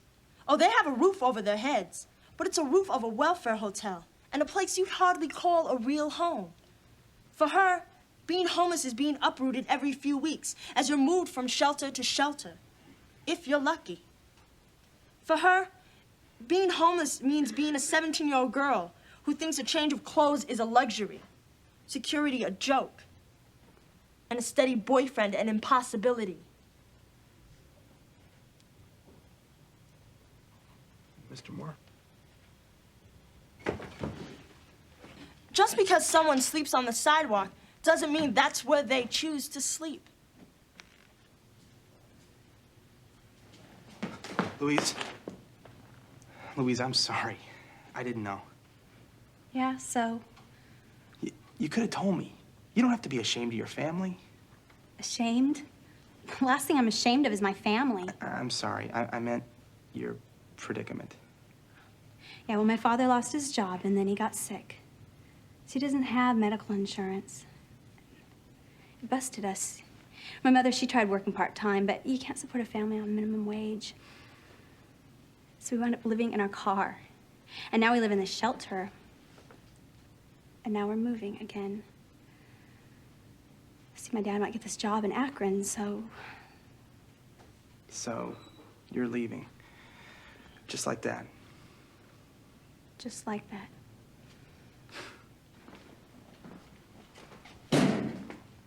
I had a good time with you, and it took my mind off a lot of stuff. For a while, that was almost like having a normal life. Oh, come on, Louise. There's got to be something we can do. I'm gonna miss you, Blunden. Goodbye.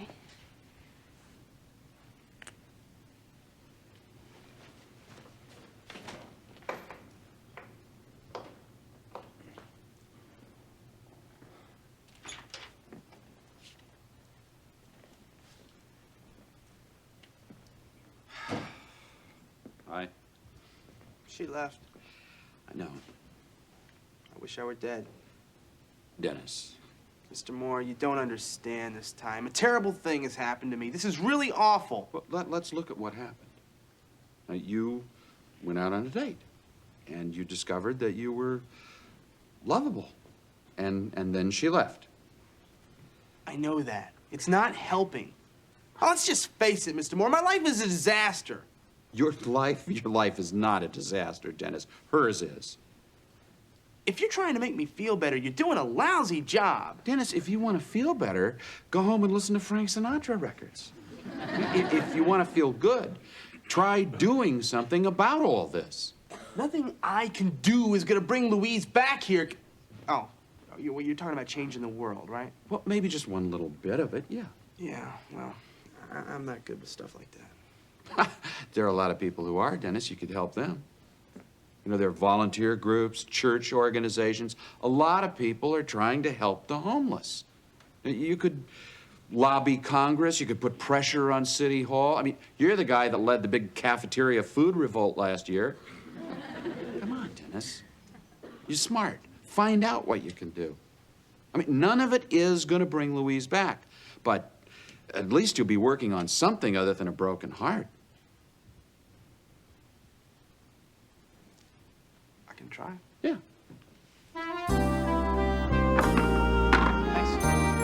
Thank you. Thanks for the beans. Dennis, here. Arvid, they're homeless, not tasteless. They're homeless nerds, too, you know. Dr. Samuels, do you want to donate something for the homeless? Sure. Do you realize I haven't slept in a week? Well, at least you know where you can't sleep. You haven't slept, Dr. Samuels? How do you feel? I'm hallucinating. You are? I keep seeing my wife in a tub full of Jell-O playing submarine. Dive! Woka! I got pains in my arms, in my legs, in my hair.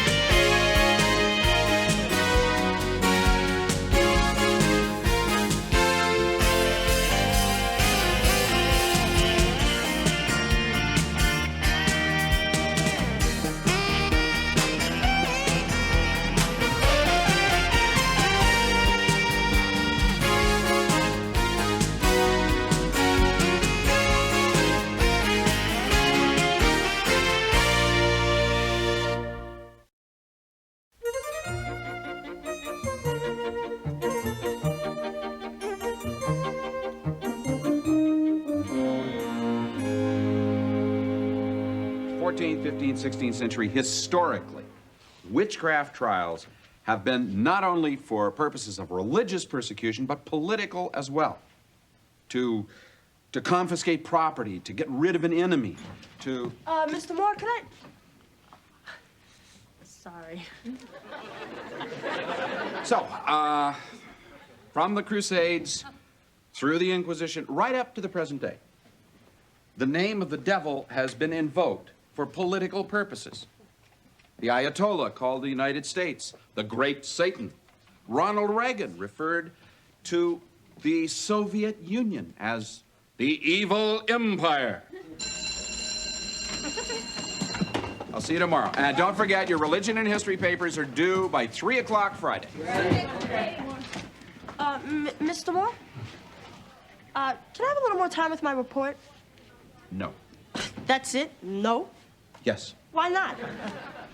TJ, look, if you want to be in the IHP, you have to do the same work that the IHP does within the same time the IHP has. Oh, I've done the work. No problem with that. So the report's done. Oh, practically. I mean, it's done, except for the cover I don't need a cover. and the last couple of pages. How about those first couple of pages? Well, How about all those words in between? I know what the words are. I just have to put them in the right order. Look, you are this close to being in the IHP. Now, don't blow it. I know you've worked very hard. I know, but see, I was... TJ, 3 o'clock, Friday. Right.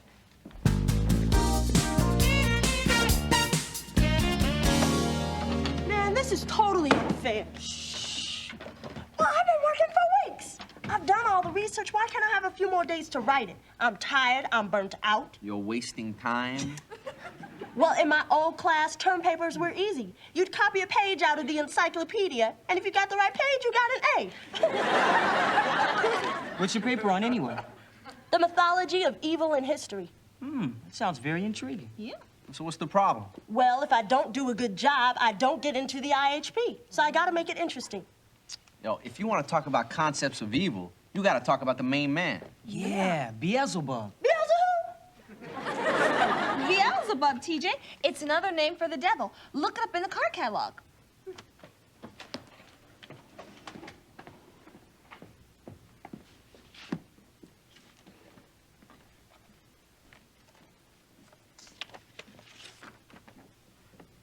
Beelzebub.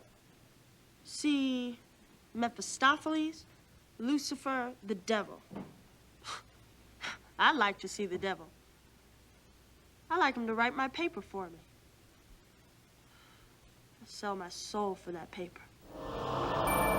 You call.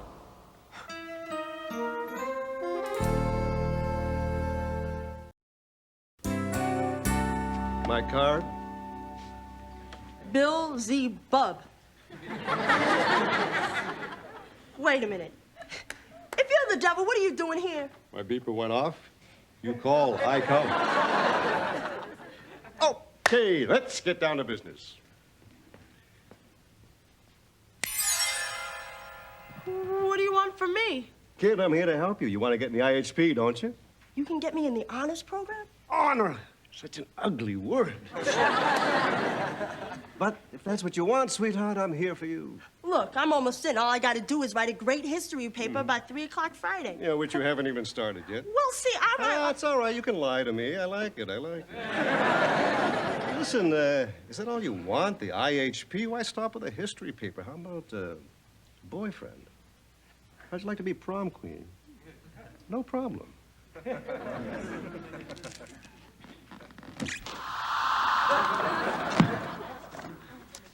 Just sign this. Hold it. I know what you want. You want my soul. Well, forget it, buddy, because I'm not going to spend the rest of my life in hell. Oh, wait a minute. Hell has got such a bad rap. We party down there. We swing. It's more like a resort. Club Dead. Okay, well, maybe hell isn't as bad as they say, but I'm still not going to sell my soul to you. All right, no problem. Don't get in the IHP. You can kiss college goodbye, of course. So, TJ, how's the paper coming? Oh, it's okay. Well, I know it's going to be great. I have a lot of faith in you, TJ. But I don't want to keep you from your work. Remember, idle hands are the devil's playthings.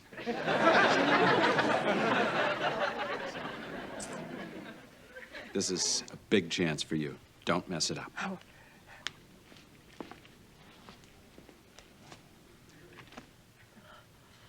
The Mythology of Evil in History. A semiotic deconstruction of demonology in the 17th century America by T.J. Jones. Where do I sign? Right here.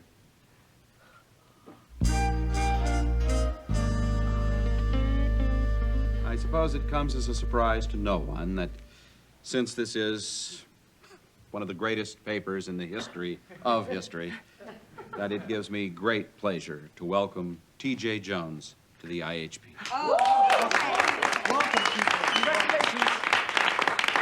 Thank you, Mr. Moore. It was a long, hard climb, but hey, it was worth it. Well, why don't you take a seat? Any seat at all. As a matter of fact, why don't you take my seat? Thanks. I'd be honored. Can I adjust that for you? Oh, this is great. Well, today we're going to be talking about the 19th Amendment, granting women the right to vote. This was ratified, By the 36th state, yes, on August 26th. 1920. Having been previously rejected by Georgia, Delaware, Louisiana, Maryland, Mississippi, South Carolina, and Virginia.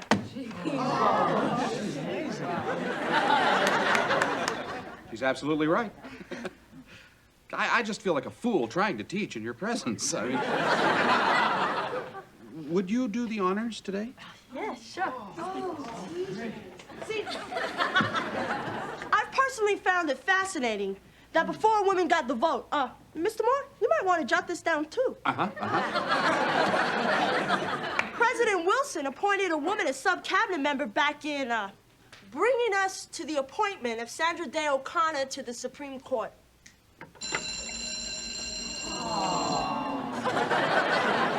Well, we'll pick up here tomorrow. Well, I can hardly wait. TJ, it was just brilliant, really brilliant. I was wondering if I might copy your Blackboard notes just for use in years to come. No problem. Thank you. Thank you so much. Move it, will you? You know, TJ, you've made me realize that women are my equals. And in your case, my superior. TJ, I hate my poetry. Will you teach me how to rap? Be my soul sister? TJ, your hair is so great. Will you teach me how to do that with mine? TJ, I'm tired of being perky. Will you show me how to get down and be bad? Get out of my face. Okay, I'll try that. Get out of my face. Get out of my face. Hey, that's great. Wow. TJ, you'll know this. What is the charged lepton that's found in the second family of the particles of cosmic rays? The muon. And in the third family, it's the tau particle. Of course. I think I'm in love. I saw her first. Hey, TJ, do you remember when we first met and you said, "See you later, equator"? That was so funny. Oh, and my second favorite insult is when you said, TJ. Oh, I'm so sorry. Let me. I'll get it for you. No, let me get it. I'm closer to the ground. No. Oh, no, get it, both of you. Get it. No. Kids, come on, guys, break it up, break it up. Hey, I'm the teacher here. I get to give it to her. TJ, excuse me, but I have a very important announcement to make. Go ahead. Normally, we wait until the prom date to announce the prom queen. But this year, due to an overwhelming sentiment, it is obvious that this year's queen is, of course, TJ Jones. Wait a minute. That is, if you'll accept. What the heck? Please. Viola June Jones, I hereby crown you this year's Queen of the Prom.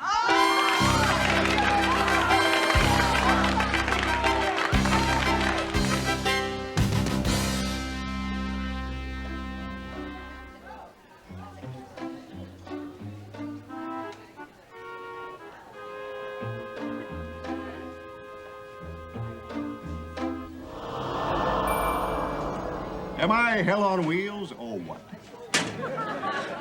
I must say, you really delivered. I mean, I'm the most popular, the smartest. You're happening, homegirl, and you lost 6 pounds. Oh, really? Thanks. Glad you're happy. Now it's time to make me happy. Well, what do you want? Oh, I don't know. Your soul? Now? No, not now. There's no rush. Say about 3 o'clock. Please, I don't want to die. You know, this is really scary. I'll tell you what's scary. These near-death experiences. I mean, are they coming or not? Half the time they change their minds, and I'm stuck with a bowl of bridge mix. Well, you know what? I made up my mind, and I'm not going. Mr. Moore, you know how you said we could come to you if we ever had a personal problem or something like that? Sure. Anything for you, DJ? Well, this is not like I can't get a date for the dance or the dog ate my homework. You know, this is really major. Oh, it sounds serious. It is. I bet it is. Well, I'm sure I can handle it. Do you mind? 3 o'clock. Besides, whatever happened, I'm sure I've seen it before. I sold my soul to the devil. And he's coming back for me at 3 o'clock. So,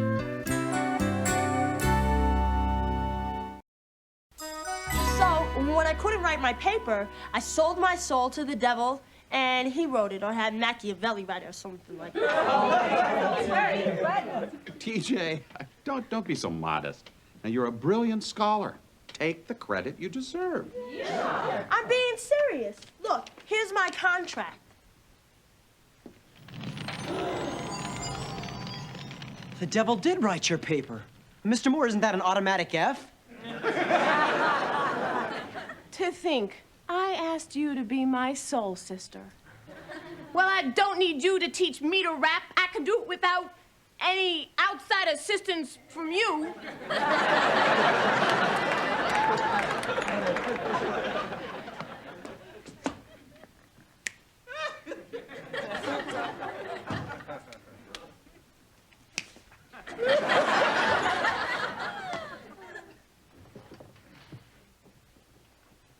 Oh, come on, you gotta understand. I mean, this was the most important thing in my life, my big chance to get into the IHP, and I was like paralyzed. I was afraid to do it, and I was afraid not to do it.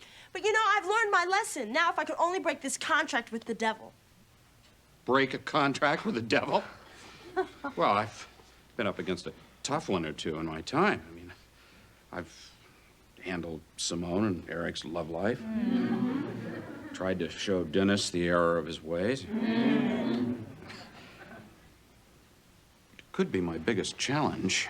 You're right. It could be. Come on, guys, please help me. I'm running out of time. He's gonna come get me at 3 o'clock. Well, there are no guarantees, TJ. I mean, we might not win this one. But you kids could research how to deal with this devil guy. What do you say? Are you up to it? I mean, the devil versus the IHP? Yes. Okay, we'll do it. Okay, we're almost ready now. Everybody did the research, right? Yeah. Okay, look sharp. It's almost 3 o'clock, Mr. Moore. Yeah, so where is he? I hope nothing happened to him. Well, maybe he forgot. Well, if he comes, we're ready for him.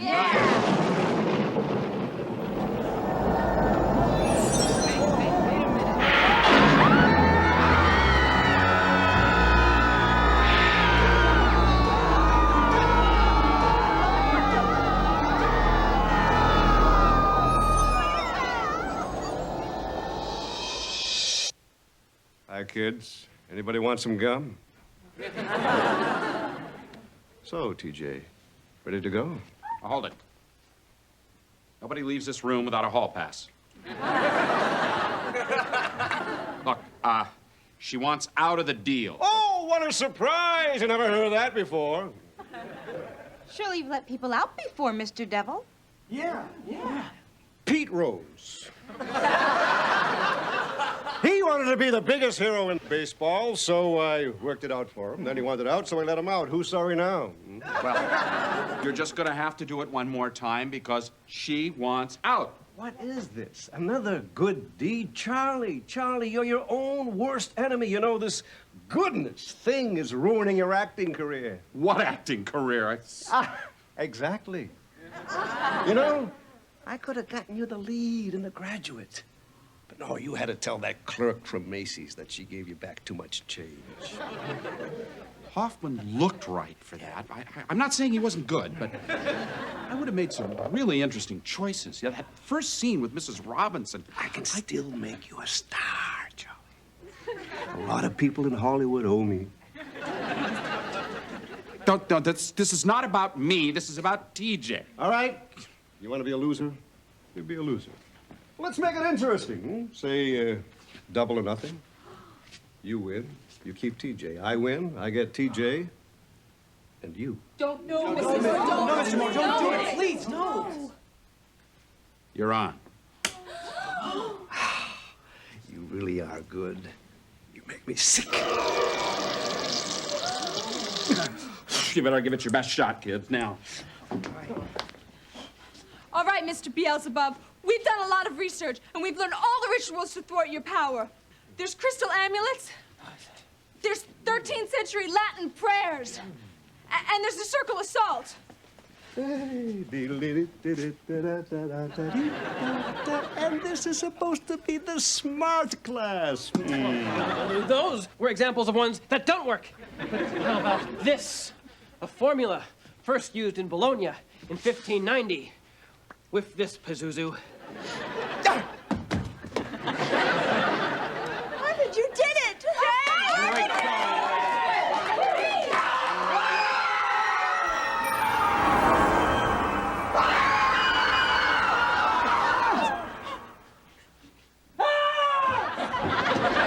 You tricked us! You guys are just a little bit slow picking this up. I am the devil. I lie, I steal, I cheat. That's my job. Listen, I think you better go directly to your dance number now. Yo, we learned an ancient ritual voodoo dance which dates back to 1793. Oh. No. You guys don't know that dance, do you? Yes, they do. And it goes a little bit like this. Hit it, kids. 5, 6, 7, 8. Back to hell. Go back to hell, Satan. Back to hell. Don't mess with the old life.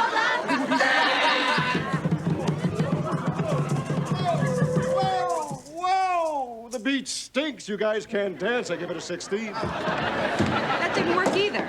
Okay, that's enough. I got a squirt gun full of holy water, and I'm not afraid to use it. Go ahead. Make my day. Oh, all right. Amateur hour is over. Let somebody who speaks his language talk to him. Yo, Dev, let's talk. You're the London boy, aren't you? Yeah. You know, I really like your work. That was a nice double cross you pulled on your pal back in Houston. Too bad it didn't pan out. Yeah, thanks a lot.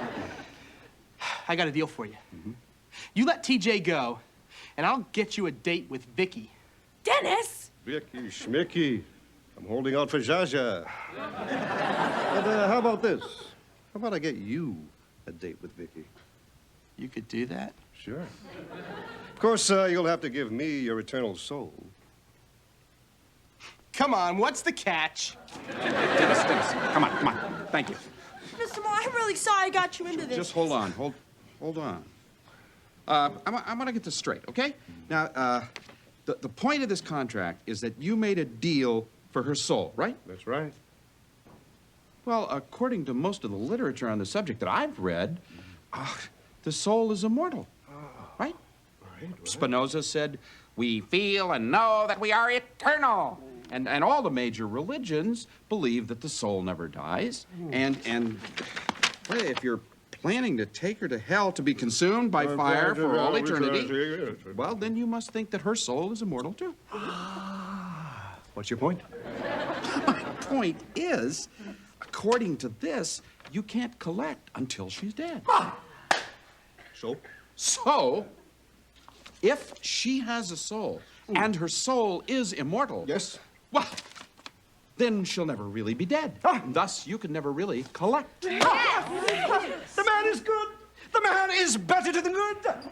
The man is a saint. Yes. Does this mean you're not going to take us? It means this guy is willing to sacrifice himself for you. He's too good. I can't stand him. He would make my life a living heaven. You, I'm taking. Now, wait just a minute. What about the immortal soul argument? If I paid attention to every two-bit argument from philosophy made simple, I would have been out of business centuries ago. Yeah, but... That's a good point. Sorry, kid, I did what I could. I'm never going to see any of you guys again. Except maybe Dennis. 3 o'clock. Hey, everybody, it's been a slice. Time to go, TJ. I don't want to go. Somebody hold me.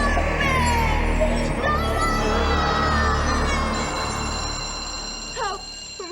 Come on, TJ, wake up, wake up. What are you doing here? Where should I be? I'm the librarian. Oh, I'm sorry, Mr. Carver.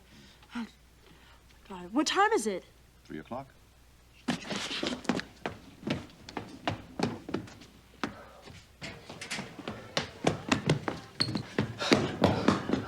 Oh, Mr. Moore, please give me another chance. I promise I won't eat, I won't sleep, I won't goof off. Just give me a little more time to write it, please. Look, you have plenty of time. Yeah, but you said it was due by 3 o'clock. 3 o'clock Friday. This is Tuesday. It is? Never mind.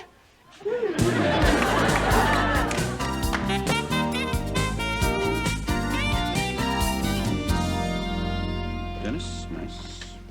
Sarah, very interesting. Darling. Mr. Moore, Dr. Samuel said you wanted to see me? Yeah, I wanted to give you your paper. How did I do? Well, let's say it's not the greatest paper in the history of history. You gonna look at your grade? I can't. I'm too nervous. I'm just gonna...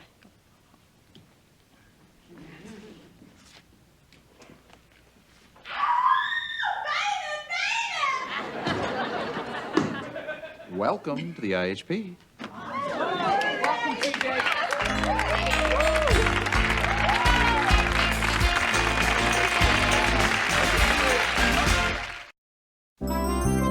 So, TJ, what'd you get on your paper? B+, how about you? What do you think? I got an A, of course. Wait a minute. I didn't see you burning the midnight oil. Who did you pay off? Nobody. Just that when you're brilliant, A papers kind of come with the territory. Uh-huh. Good night, London. Oh, see you, Mr. Carver. And thanks. I owe you one. Sure.